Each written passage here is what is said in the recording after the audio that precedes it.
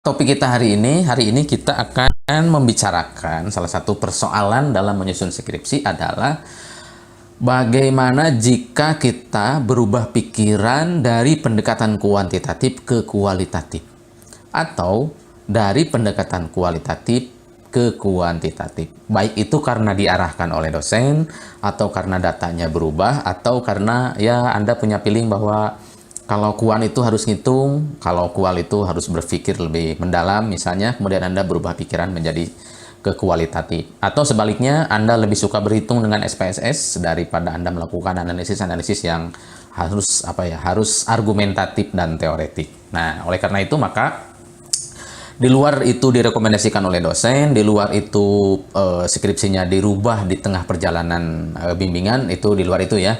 Tetapi pada dasarnya kita akan membahas apakah mungkin kita merubah penelitian kualitatif menjadi kuantitatif dan sebaliknya. Oke, pertanyaan yang paling sederhana adalah apakah bisa dirubah Pak kualitatif ke kuantitatif atau sebaliknya? Jawabannya teman-teman bisa dirubah. Jadi dari kual ke kuan, dari kuan ke kual bisa dirubah. Pertanyaan berikutnya, apakah semua judul penelitian itu bisa dirubah kual ke kuan dan sebaliknya? Jawabannya tidak semua dapat merubah judul kual ke kuan. Ya, jadi bisa dirubah tapi tidak semuanya dapat dirubah. Pertanyaan berikutnya, apa yang menjadi kendala ketika kita merubah kuan ke kual atau sebaliknya? Jadi kadang gini, dosen itu sudah kita membuat proposal, dosen minta, oh ini mah harus dikuantitatifkan, misalnya begitu ya. Atau teman-teman bawa judul ke dosen, dosen Anda mengatakan ini harus kualitatif. Nah, apa konsekuensinya dari hal semacam itu? Maka yang perlu diperhatikan teman-teman adalah ketika kita akan merubah itu, terjadi perubahan yang sangat signifikan, dari mulai latar belakang, dari mulai sampel, dari mulai tujuan penelitian dan lain sebagainya. Jadi itu perlu diperhatikan juga. Nah, itu nanti akan kita bahas setelah kita mengutarakan atau membahas contoh-contohnya. Ya, jadi kita sekarang bahas dulu beberapa contoh, kemudian nanti kita bahas konsekuensi ketika kita merubah kuan ke kual. Jadi teman-teman, kalau hanya sekedar merubah judul, itu gampang banget ya. Tapi konsekuensi setelah Anda merubah judul itu yang harus Anda perhatikan ya. Jadi jangan enaknya aja. Saya udah tenang ini, udah pindah ke kualitatif judulnya, tapi Anda tidak sadar apa konsekuensinya.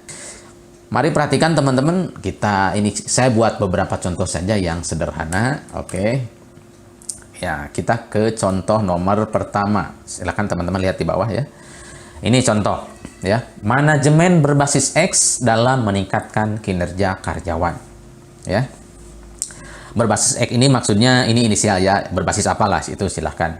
Contoh yang kedua, judul yang kedua, pengaruh penerapan manajemen berbasis X dalam meningkatkan kinerja karyawan. Ya. Contoh yang kedua ya. Contoh yang ketiga adalah hubungan antara manajemen berbasis X terhadap kinerja karyawan. Nah, teman-teman berdasarkan judul ini kan sudah bisa memprediksi ya. Oh, ini judulnya kual gitu ya. Oh, ini judulnya kuan. Jadi kalau dari merubah ini teman-teman ikuti aja ini versi saya misalnya. Ini sudah menunjukkan Anda merubah kuan menjadi kualitatif. Ketika judulnya adalah manajemen berbasis X dalam meningkatkan kinerja karyawan, itu udah kelihatan itu adalah pasti penelitiannya kualitatif. Sedangkan ketika berbicara pengaruh manajemen X terhadap kinerja karyawan, itu sudah kelihatan itu kuantitatif.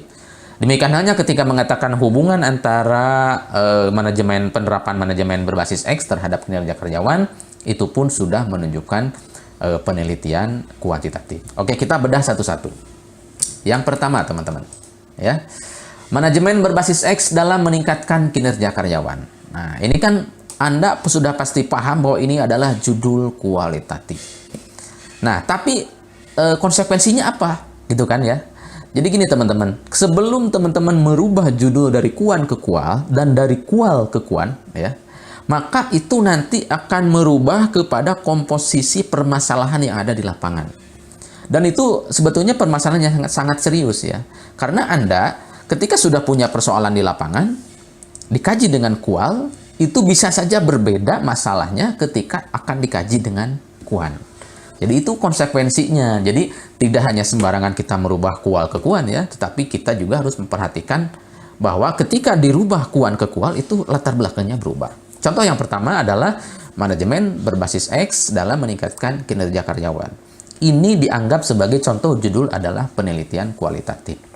Maka dengan judul ini teman-teman, apa kira-kira yang terjadi dengan penelitiannya? Satu, ini pasti masalah positif.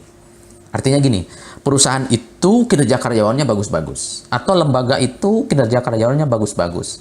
Sehingga perlu kita teliti ini manajemen menggunakan X ini bagaimana sih cara penerapannya. Itu penelitian ini seperti ini latar belakangnya. Berarti ini adalah termasuk penelitian yang nilai positif. Jadi artinya penelitian kita meneliti keberhasilannya. Kemudian kita ingin tahu gimana sih cara menerapkan manajemen X ini sehingga bisa berhasil. Kenapa demikian? Karena manajemen X ini bisa jadi di tempat lain berbeda. Tapi di tempat ini berhasil. Maka ini adalah masalah positif. Dan kita ingin mengetahui bagaimana sih model penerapannya, tata caranya, tekniknya, waktunya, desainnya, dan sebagainya dalam menerapkan manajemen berbasis X ini sehingga kinerja karyawannya menjadi meningkat. Kalau judulnya begini, gitu ya teman-teman. Jadi hati-hati. Ketika berubah judul, maka latar belakang pun itu otomatis jauh berubah. Nah, biasanya persoalannya adalah teman-teman kesulitannya itu adalah karena judulnya jadi kuan, sesuai arahan dosen misalnya ya. Judulnya jadi kuat, tetapi latar belakangnya tetap tidak dirubah. Maka itu menjadi persoalan lagi karena beda pendekatan, beda juga tujuan dan asumsi penelitiannya. Kita lihat judul yang kedua. Barusan yang kualitatif ya, sekarang kita yang judul yang kedua yang diduga ini judul kuantitatif. Oke, lihat lagi di bawah. Pengaruh penerapan manajemen berbasis X dalam meningkatkan kinerja karyawan. Oke, ingat ya, biasanya ada pengaruh itu adalah cenderung ini adalah teori atau penelitian eksperimen. Nah, tadi sudah dibahas ya, kalau kualitatif seperti itu. Sekarang kita rubah ke kuan. Apa yang terjadi? Maka latar belakangnya bukan yang tadi, teman-teman. Dasar berpikirnya bukan yang tadi. Asumsi berpikirnya bukan yang tadi. Lalu yang mana? Pertama, ada beberapa kemungkinan, ini hanya contoh saja ya. Jadi yang saya tuliskan di sini ini hanya contoh kecil saja, mungkin teman-teman bisa lebih detail daripada saya. Oke, yang pertama, dengan judul seperti ini, maka ini diduga karyawannya ini kinerjanya rendah. Sehingga perlu ada cara baru gimana sih supaya si karyawan ini kinerjanya menjadi meningkat. Dan dugaan sementara bahwa ini adalah harus ada manajemen baru, cara memimpin baru, cara mengatur yang baru gitu ya, setting yang baru gitu ya, kepemimpinan yang baru misalnya. Kenapa? Karena manajemen yang lama itu dianggap sudah tidak efektif. Manajemen yang konvensional yang biasa dipakai itu sudah tidak efektif. Nah, biasanya cara seperti ini adalah digunakan oleh pejabat pengganti atau orang pengganti gitu ya, atau manajer pengganti dari yang sebelumnya.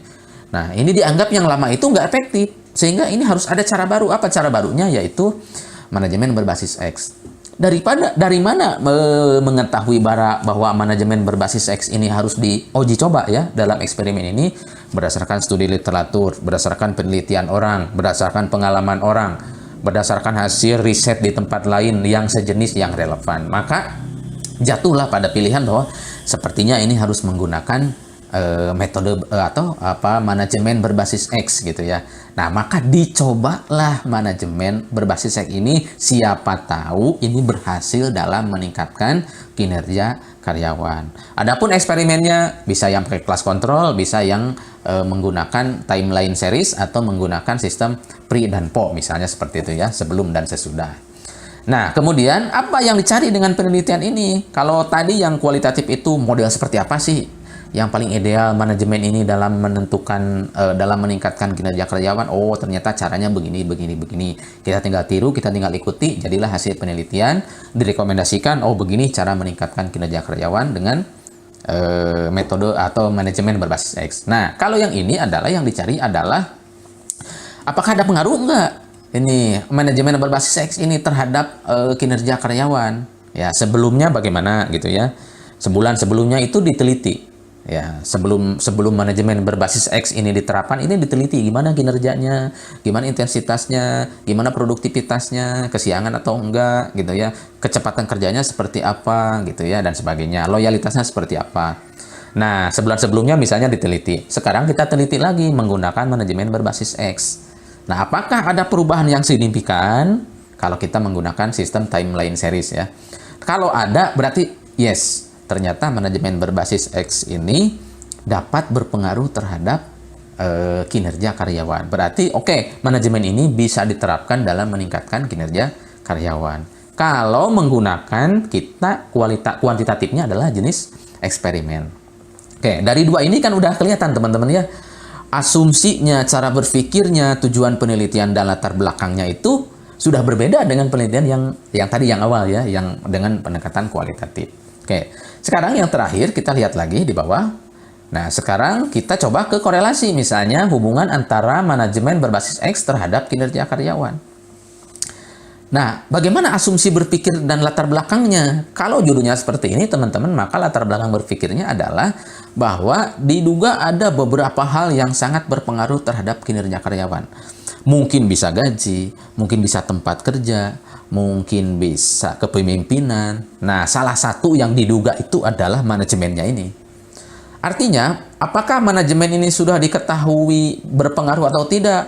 Di sini belum diketahui berpengaruh atau tidak. Nah, kalau yang tadi eksperimen juga sama, belum diketahui. Tapi kalau yang penelitian kualitatif tadi, itu sudah diketahui. Manajemennya itu sudah efektif, sudah berhasil.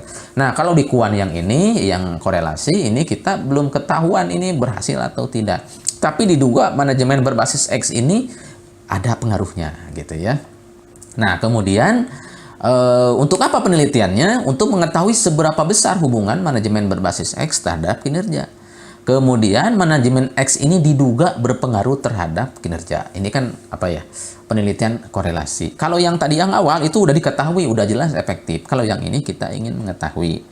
Nah, kemudian apa bedanya dengan yang eksperimen? Kalau korelasi itu lebih kepada karena ada beberapa faktor seperti yang video sebelumnya saya sampaikan di perbedaan kuan dan kual. Kemudian kalau kuantitatif korelasi ini adalah untuk mengetahui seberapa besar sih seberapa besar manajemen berbasis X ini berpengaruhnya terhadap kinerja karyawan. Kalau tadi hanya melihat pengaruh dari eksperimen, kalau sekarang berapa besar sih persentasenya? Jadi, jika setelah dilakukan penelitian, manajemen berbasis X ini berpengaruh, tetapi korelasinya rendah, misalnya berpengaruhnya hanya 15%, hanya 5%, atau di bawah 10%, berarti hasil penelitian ini tidak direkomendasikan menggunakan manajemen berbasis X. Kenapa? Karena hanya berpengaruh terhadap kinerja itu hanya sekitar 5%, atau 7%, atau di bawah 10%. Tetapi jika hasil penelitiannya menunjukkan bahwa manajemen berbasis X ini berpengaruhnya 70% terhadap kinerja karyawan, berarti manajemen berbasis X ini harus dilanjutkan, harus diterapkan, harus dikembangkan, harus diperbaiki, dan lain sebagainya. Jika hasilnya berkorelasi lebih dari 70%, misalnya seperti itu. Nah, begitu teman-teman. Jadi, untuk merubah cara merubah penelitian kuan ke kual itu, yang perlu diperhatikan adalah latar belakangnya akan berubah, tujuan penelitiannya akan berubah, asumsi penelitiannya berubah, terutama alasan-alasan di latar belakang itu nanti akan berubah total.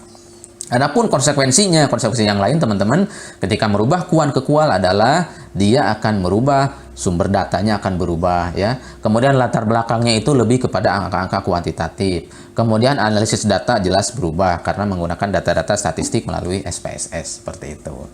Nah, begitu kira-kira teman-teman. Jadi sebelum teman-teman merubah judul kuan ke kual, itu bisa dipertimbangkan dulu. Kira-kira Anda meracik ininya benar tidak? Nah, kalau ternyata latar belakangnya adalah manajemen X ini sudah berhasil meningkatkan kinerja karyawan, tetapi Anda meneliti dengan penelitian korelasi, berarti itu salah. Karena korelasi justru yang mengetahui seberapa besar pengaruhnya itu terhadap kinerja karyawan. Kalau penelitian kualitatif itu sudah terbukti yang positif tadi meningkatkan kinerja, hanya kita pengen tahu bagaimana sih cara menggunakan atau menerapkan manajemen berbasis X tersebut dalam meningkatkan kinerja karyawan. Ya, itu dulu teman-teman. Jangan terlalu lama videonya, khawatir nanti teman-teman bosan. Kemudian apa konsekuensi lain mungkin kita nanti akan bahas, apa konsekuensi ketika Anda merubah kuan ke kual. Terima kasih, jangan lupa share video ini kepada teman Anda. Selamat mengerjakan skrip, tetap semangat. Semoga Anda bisa lulus tepat pada waktunya dan dengan nilai yang maksimal.